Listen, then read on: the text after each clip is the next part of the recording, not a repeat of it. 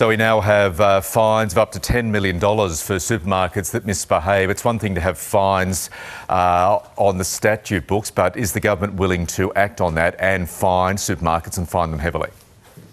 Of course we are, Michael. This is all about a fair go for farmers and families. It's about ensuring that the big supermarket chains do the right thing by their suppliers and by their customers. And so these important changes today are all about making the Food and Grocery Code mandatory, having these much bigger penalties, and also providing more and better avenues for people to make complaints and resolve disputes. It's a really important piece of work done by Craig Emerson.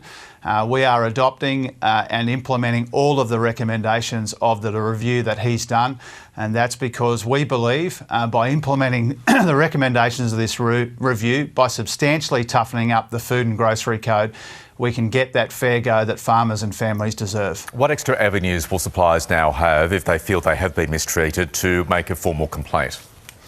Well, there's a couple of important changes in that regard, Michael. First of all, a role for the ACCC for people to make complaints, and in some cases anonymously if they need to, but also much more substantial resolution powers, the ability for mediation and arbitration.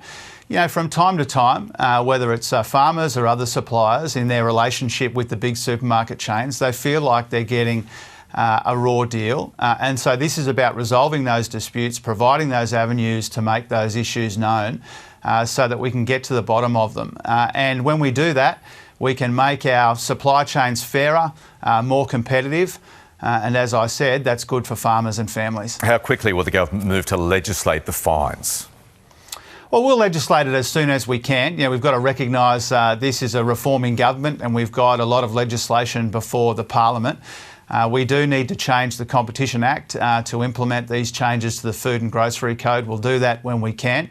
Obviously, we will need the support of the Parliament in order to do that. But as soon as we can, we want to bed down these changes so that we can ensure that the supermarkets are doing the right thing by their growers and their suppliers and by their customers.